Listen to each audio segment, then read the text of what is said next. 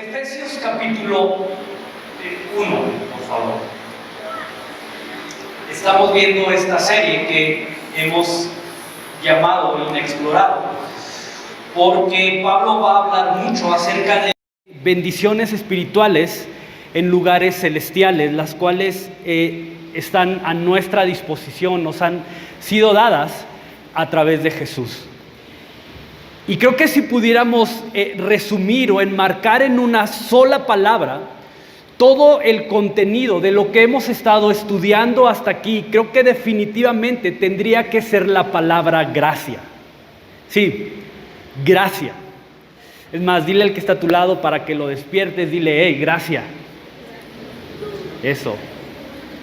Gracia. Porque no sé si te has dado cuenta de esto, pero cada punto de los cuales Pablo ha estado hablando hasta aquí, no tiene como fundamento alguno algo que nosotros hayamos hecho. Al contrario, creo que lo único que nosotros hemos aportado en toda esta situación es nuestro pecado, ¿verdad? Pero fuera de eso, creo que no ha habido nada que nosotros hayamos podido aportar. Toda la obra, todo el mérito, toda la iniciativa, tanto en el diseño como en la ejecución, con referencia al plan de redención o al plan de salvación mediante la cual hoy podemos gozar de libertad y de la seguridad de una vida eterna, se centran de manera fascinante en Dios y en lo que Él es. Y todo el capítulo 1 está lleno de evidencia de cómo nuestro Dios, de una manera trinitaria, participa en perfecta unidad, planeando, ejecutando y haciendo posible nuestra redención. Y ahorita cantábamos, me has dado libertad, te quiero adorar, no más esclavo del pecado. Pero para que eso sea posible, para que eso sea una realidad en nuestra vida, Dios tuvo que intervenir, planeando, ejecutando y haciendo posible nuestro rescate, pagando el precio por el costo de tu pecado y el mío. Chécate, Dios Padre, Dios en la persona del Padre es el que llama, el que predestina, el que adopta. Dios en la persona del Hijo, en la persona de Jesús con su sacrificio en la cruz es el que paga el precio por nuestros pecados, y Dios en la persona del Espíritu es el que nos sella y nos asegura como posesión suya. Sí, si tú has reconocido a Jesús como tu Señor y tu Salvador, el día de hoy tienes un sello inamovible, un sello que no se puede quitar, un sello que va a ser permanente en tu corazón, que te asegura, te garantiza como una posesión de Dios. Y no hay nada ni nadie que pueda quitar eso, que pueda cambiar eso. Ni tribulación, ni angustia, ni peligro, ni hambre, ni desnudez, nada. Absolutamente nada puede arrancarnos ese sello que Dios ha puesto en nosotros llamado Espíritu Santo. Entonces no tengas miedo de ponerte la vacuna del COVID, que porque ahí te van a inyectar el chip de la bestia y vas a llevar el sello de la bestia. No, tú ya tienes un sello, el sello del Espíritu Santo. Y eso es más poderoso que cualquier microchip que pudieran llegar a instalar en tu cuerpo, y ese es otro tema.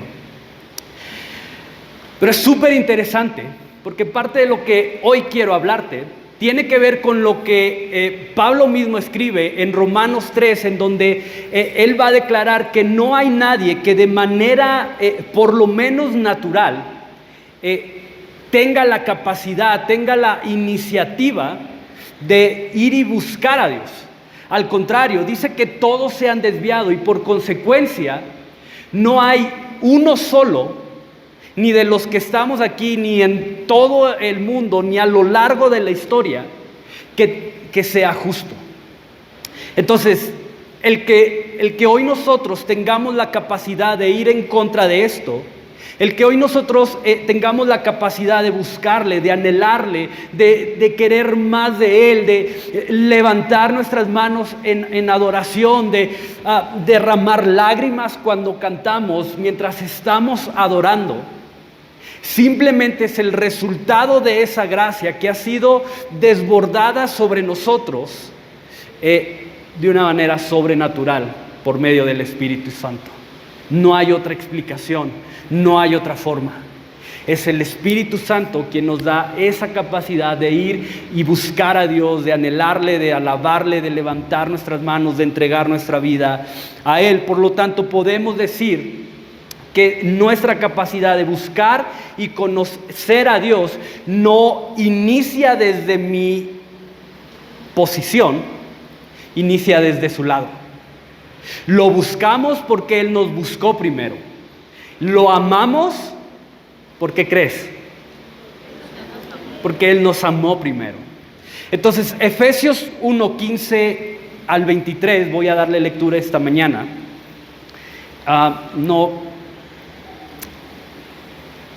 Voy a leer hasta el 23 nada más. Entonces, si ya estás ahí, sígueme con tu vista a la lectura. Por esta causa también yo, habiendo oído de vuestra fe en el Señor Jesús y de vuestro amor para con todos los santos, no ceso de dar gracias por ustedes, haciendo memoria de ustedes en mis oraciones, para que el Dios de nuestro Señor Jesucristo, el Padre de gloria, les dé espíritu de sabiduría y de revelación en el conocimiento de Él, alumbrando los ojos de vuestro entendimiento, para que sepáis cuál es la esperanza a que Él nos ha llamado, y cuáles las riquezas de la gloria de su herencia en los santos, y cuál es la supereminente grandeza de su poder para con nosotros los que creemos, según la operación del poder de su fuerza, la cual operó en Cristo, resucitándole de los muertos y sentándole a su diestra en los lugares celestiales, sobre todo principado y autoridad y poder y señorío, y sobre todo nombre que se nombra, no solo en este siglo, sino también en el venidero. Y sometió todas las cosas bajo sus pies y lo dio por cabezas sobre todas las cosas a la iglesia, la cual es su cuerpo, la plenitud de aquel que todo lo llena en todo. Una de las declaraciones que Pablo hace, que creo que tienen un peso súper fuerte, es lo que él escribe en la primera carta a los Corintios, capítulo 1, versículo 11, en donde de una manera súper especial, pero al mismo tiempo motivado y dirigido por el Espíritu Santo a hacerlo, Pablo le dice a la iglesia: hey, sean imitadores de mí como yo lo soy de Cristo. Y no lo sé, pero creo que difícilmente esas palabras saldrían de mi boca. Creo que de mi boca saldrían más como: hey, no, mira, yo te puedo fallar, no te pongas tu confianza en mí, mejor ponla en Cristo, porque me conozco, ¿verdad?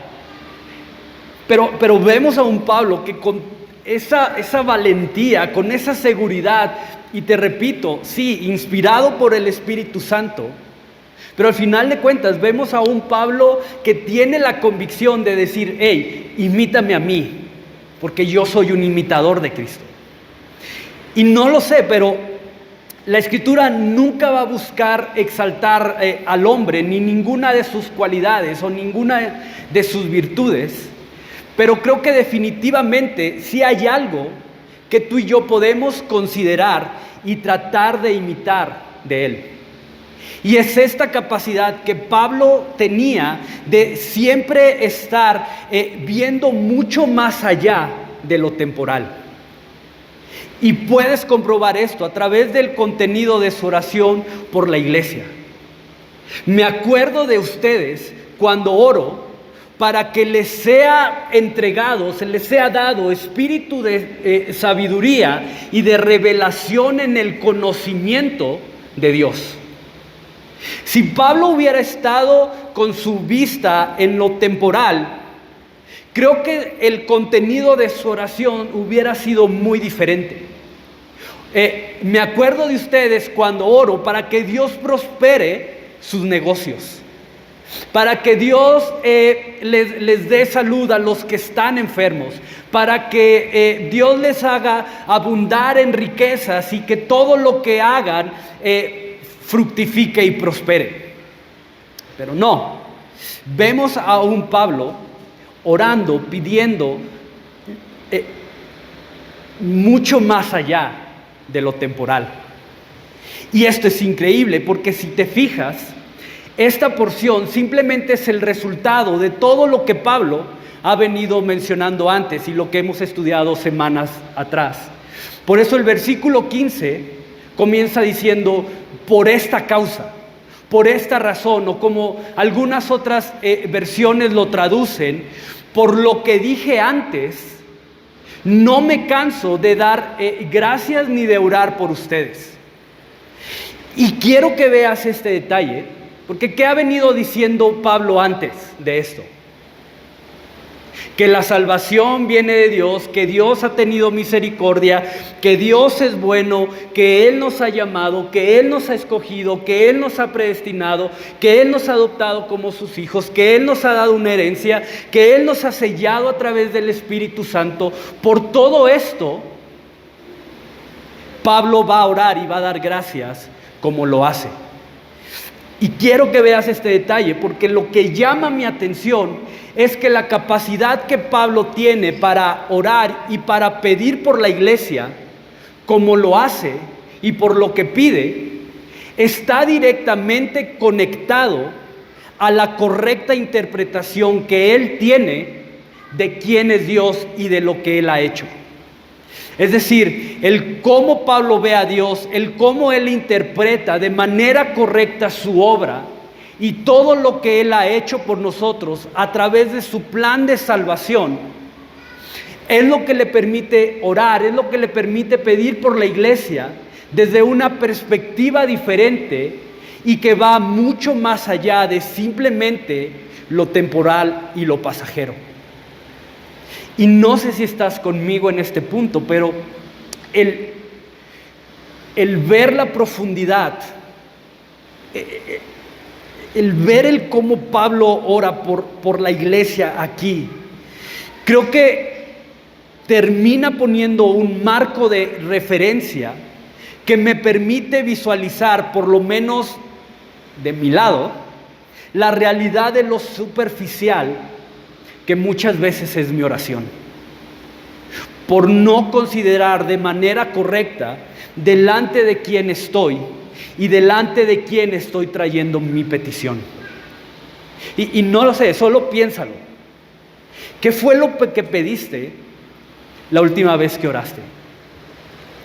Quique, es que ni me acuerdo cuándo fue la última vez que oré. Ups. Creo que ahí está parte del problema. Pero ¿qué es lo que generalmente pedimos en oración? Señor, dame. Señor, provee. Señor, quita. Señor, ayúdame. Señor, ¿no? Y este tipo de peticiones que simplemente tienen como perspectiva un plano temporal y un plano en el aquí y en el ahora, en lo que hoy necesito. No me importa la eternidad, no me importa lo que venga, hoy yo necesito suplir esto, Señor, por lo tanto, ayúdame. Y entonces, aunque literalmente no lo decimos así, o yo no lo digo así, porque creo que he aprendido a ser más sutil que eso y de alguna manera he aprendido la cultura y la forma de cómo hacerlo. Pero en lugar de ver a Dios como el que gobierna, en lugar de ver a Dios como el que dirige, en lugar de ver a Dios como el que permite todas las cosas para que su plan perfecto sea el que se establezca y sea su reino el que venga a mi vida, En lugar de eso, termino viéndolo más como alguien que simplemente está ahí para mi servicio y para que sean mis planes los que se cumplan y sea mi reino el que se establezca. Y entonces termino reduciendo el enfoque de mi visión a un plano simplemente muy personal. Y creo que llego hasta un extremo de poner a prueba a Dios y de poner a prueba su amor y su misericordia. Es que si Dios me ama, esto tiene que cambiar. Es que si Dios estaría conmigo, entonces no estaría pasando por esto. Es que si Dios de verdad tuviera misericordia de mí, me daría algo diferente a lo que hoy tengo. Y lo reducimos a esto, olvidando que hay una eternidad cubriendo este pequeño punto que nosotros llamamos vida. Por eso A.W. Tozer, y creo que lo he mencionado otras veces, pero uno de los teólogos más importantes de nuestra época, resume este concepto diciendo que lo más importante para el hombre no es lo que tiene, no es lo que alcanza, no es lo que logra. Lo más importante para el hombre es lo que verdaderamente cree en su corazón acerca de Dios. Lo que cree en su corazón acerca de quién es Dios, de su obra, de lo que Él ha hecho. Entonces ve lo profundo de esto. Porque a través de la oración, no solo manifiesto mi total dependencia en Dios, sino que además es la plataforma desde la cual voy a terminar haciendo evidente quién verdaderamente es Dios para mí y cómo visualizo su obra a través de algo tan simple como lo que pido en oración. Y lo que Pablo nos deja ver aquí es que ahora él tiene la capacidad de pedir bajo el pulso, no de la necesidad temporal, bajo el pulso no de lo que perece, sino bajo el pulso mismo de la mente de Cristo. Y no sé tú, pero personalmente es a donde yo quiero llegar. A que mi mente, a que mi corazón estén tan profundamente arraigados en lo eterno, que eso sea lo que dirija mis peticiones al momento de orar. No lo que es pasajero, no lo que se desvanece con el tiempo, sino lo que es eterno. Y eso es mi corazón. Y me encanta. Porque alcanzar la madurez, alcanzar este carácter que ha sido transformado y que simplemente tiene la capacidad de reflejar la mente de Cristo, no es algo que se alcanza conociendo a Dios simplemente de manera superficial, simplemente en una relación de domingo, simplemente en una relación donde oro cuando me piden que ore por los alimentos. Es una relación diaria, una relación constante, una relación que día con día se vuelve mucho más intensa. Por eso el versículo 18, Pablo dice, pido que sean iluminados los ojos del entendimiento. No pido otra cosa. Pido que los ojos del entendimiento puedan ser abiertos, puedan ser alumbrados para que puedan comprender verdades mucho más profundas. Ahora, esta palabra entendimiento, déjame explicarte este punto, pero esta palabra entendimiento apunta mucho más allá de una simple comprensión basada en lo lógico o en lo razonable o en lo superficial. Esta palabra entendimiento, o con esta palabra entendimiento, lo que Pablo hace aquí es apuntar directamente al corazón. Lo que Pablo está diciendo, hey, pido que sea iluminado los ojos de su corazón. En otras palabras, lo que Pablo pide es que el conocimiento de Dios en la vida de estos hombres, en la vida de esta iglesia, llegue a ser tan real, llegue a ser tan profundo en sus corazones, que literalmente los lleve a tener una convicción que los impulse a despojarse de toda esperanza, de toda seguridad, de toda intención por tratar de encontrar satisfacción en cualquier cosa que este mundo pudiera llegar a ofrecerles. Y aquí hay todo un contexto de por qué Pablo escribe esto. Lo mencioné al principio cuando estudiamos la introducción a la carta, que Éfeso era una ciudad muy próspera. Éfeso era una ciudad donde los negocios y la vida en general giraba en torno al negocio, ¿no? Porque era un puerto donde se había establecido justamente eso, el comercio. Era un punto entre dos ciudades importantes. Entonces la mayoría de gente había tomado la ciudad de Éfeso, la había adoptado como su ciudad para establecerse ahí y hacer grandes empresas, por así decirlo. Entonces era una ciudad muy próspera, muy rica. Y el ciudadano de Éfeso había crecido con la cultura de lo que hoy pudiéramos llamar, se me fue la palabra, consumismo, ¿verdad? Consumismo y acumular riquezas. Y si tengo dinero, tengo seguridad. Si mi negocio va bien, entonces estoy estable. Si, si las cosas marchan bien en lo que estoy emprendiendo, entonces los dioses, que en este caso era la diosa Artemisa o la diosa Diana, está de mi lado, ¿no? Y ellos habían crecido con esta cultura en su cabeza.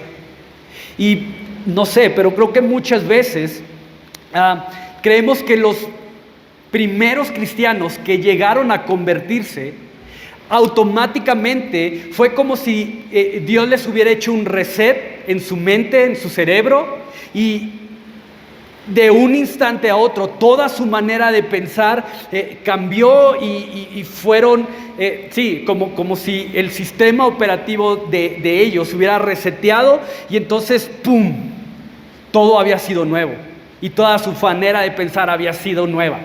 No, había costumbres, había tradiciones, había maneras de pensar que poco a poco tenían que irse arrancando de los efesios, ¿no? Y solo piensa en tu conversión o en mi conversión. Hasta el día de hoy, Dios sigue teniendo que trabajar en diferentes cosas porque las sigo viendo bajo una perspectiva cultural, ¿no? Porque seguimos cargando esa cultura, esa forma de pensar. Y lo que Pablo está buscando atacar con esto es justamente eso. Es decirle a los efesios, hey, ustedes, su seguridad, su esperanza ya no está en lo que poseen, ya no está en la riqueza, ya no está en lo que antes les daba ese aparente inseguridad y aparente satisfacción.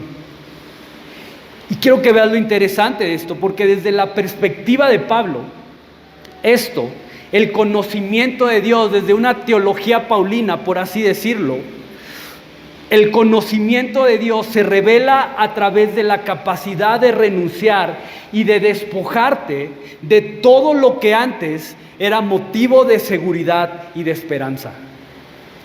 Mira lo que él mismo dice en la carta que escribe a los filipenses, y no pierdas Efesios, ahorita vamos a regresar ahí, pero creo que veas lo que dice Filipenses 3, del 3 al 10. Porque nosotros somos la circuncisión, está hablando Pablo, los que en espíritu servimos a Dios y nos gloriamos en Cristo Jesús, no teniendo confianza en la carne, aunque yo tengo también de qué confiar en la carne.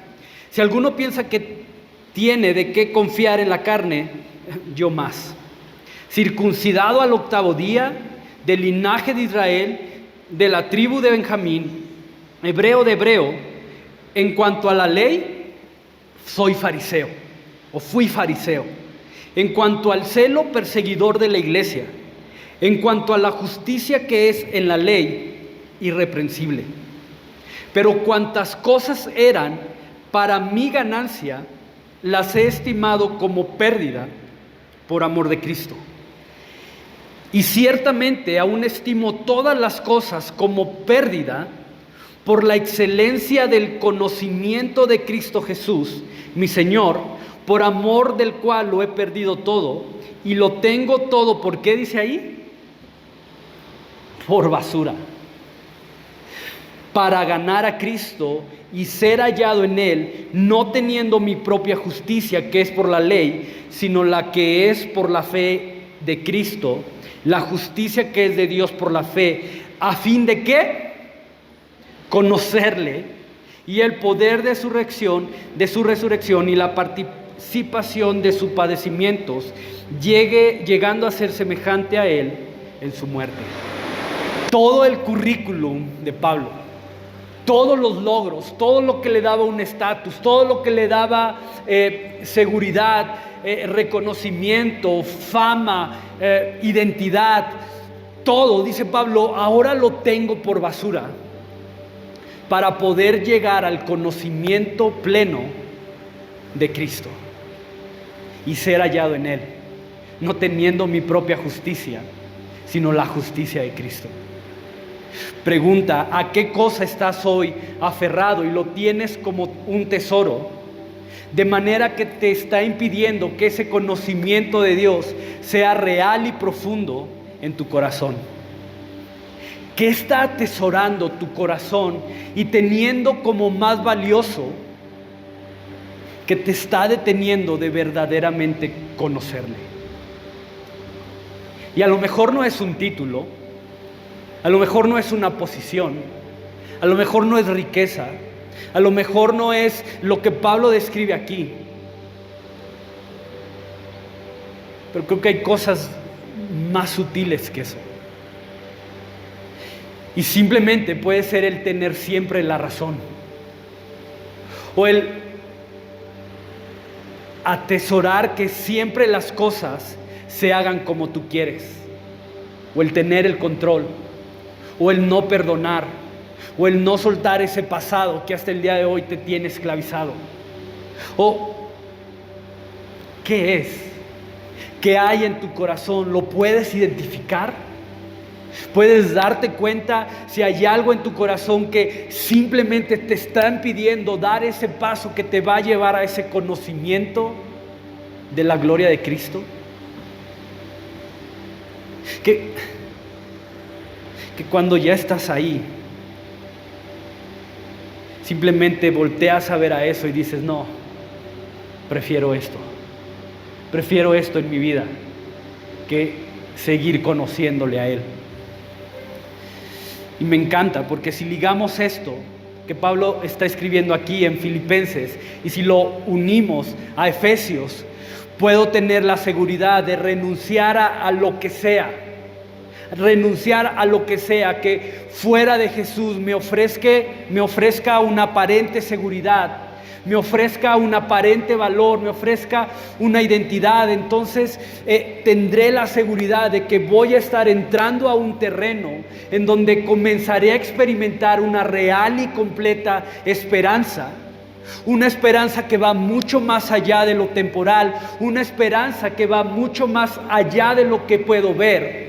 Una esperanza que sobrepasa el valle más oscuro por el que quizá hoy pueda estar atravesando. Porque es una esperanza que tiene como promesa o que tiene como base dos promesas fascinantes. La salvación que se nos ha dado por medio de Jesús y la seguridad de que un día podré disfrutar de su presencia de una manera plena. Y que la grandeza de su poder, y escucha esto, la grandeza de su poder, ese poder que no tiene límites, ese poder que no tiene medida, ese poder que no puede ser contenido, está a nuestro favor. Déjame repetir eso. Porque cuando yo estaba preparando y estaba escribiendo esta porción, yo dije, voy a ir amenes por todos lados. Entonces no sé si no se entendió o toda la grandeza de Dios, toda la grandeza de su poder. De hecho, Pablo tiene que utilizar una palabra que los comentaristas dicen que es una palabra compuesta y que realmente no existe, porque la idea de Pablo es expresar un poder, como te decía la semana pasada, que ni siquiera podemos llegar a descifrar o a describir. Entonces Pablo, y traducida a nuestro idioma, al español, simplemente dice supereminente grandeza de su poder. Supereminente grandeza de su poder. Y eso, la supereminente grandeza de su poder, con el cual creó todo lo que hoy podemos ver. Ese poder con el cual Dios sostiene hasta el día de hoy el universo, ese mismo poder se mueve hoy, no para condenarte, no para destruirte, no para ir en tu contra. Ese poder se mueve y mueve todas las cosas para tu bien. Sí, gracias por ese amén y por creerlo. Y esa es exactamente la pregunta. ¿Lo crees? ¿Crees eso? ¿Verdaderamente tu corazón está convencido de que el poder de Dios actúa, se mueve, opera el día de hoy para tu bien?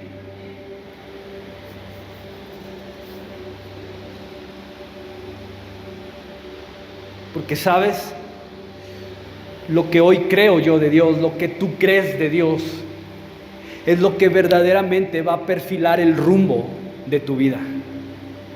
Es lo que verdaderamente te va a llevar a tomar decisiones cuando ya no estés en este lugar y cuando estés aquí también.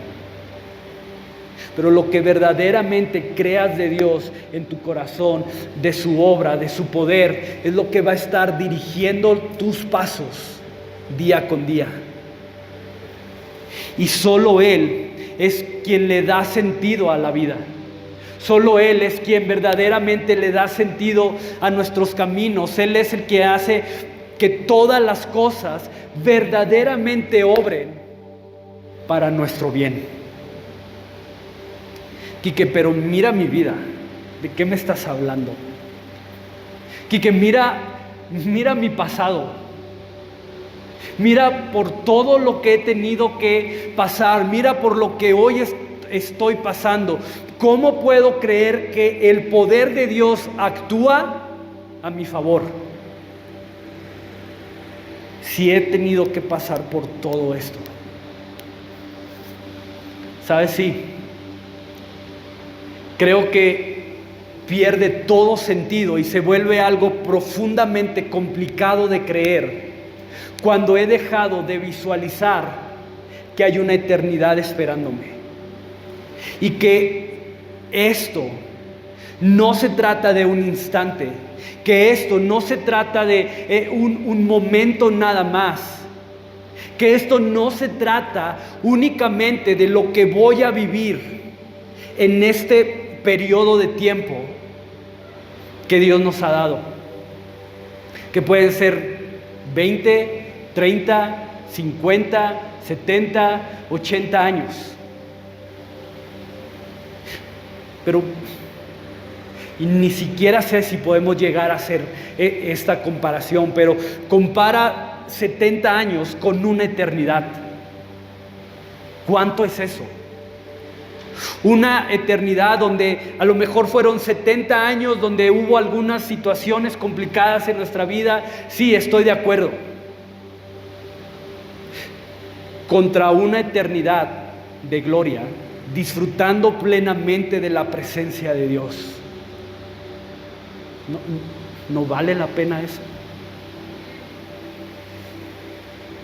Y entonces cuando perdemos de vista que hay una eternidad esperando por nosotros y que el propósito principal de Dios es, por medio de todas las cosas, hacer un eco en nuestros corazones que nos llevan a recordar que en Él, que en su presencia, que en su palabra, que en sus promesas, que en su compañía en medio de las tormentas, que justo ahí se encuentra todo lo que necesito para este tiempo. Que todo lo que necesitas para despejar tus dudas, que todo lo que necesitas hoy para despojar tus temores, tus inseguridades, para sanar las heridas que el pasado te haya dejado en tu corazón, todo lo que necesitas hoy y todo lo que necesitas para lo que habrá de venir se encuentran en Jesús. Allí. Y por eso, como lo he estado hablando casi domingo tras domingo, mientras hemos estado estudiando Efesios, uno de los temas centrales de la carta, uno de los temas que Pablo trata de apuntar aquí es la suficiencia de Jesús. Jesús es suficiente. Jesús es lo que necesitamos para esta vida y para la eternidad. Pero esto no será una realidad mientras sigamos visualizando lo temporal y no lo eterno. Esto no será una realidad mientras nuestra perspectiva de las cosas siga enfocándose simplemente en esta vida. Porque eso nos llevará a perder la realidad de que Jesús siempre estará, de que Jesús siempre permanecerá, de que Él siempre estará extendiendo sus brazos de amor, sus brazos de misericordia, sus brazos de gracia, para que donde Él esté, nosotros también estemos. Wow, y eso me vuela la cabeza. Señor, que donde yo esté, ellos también estén.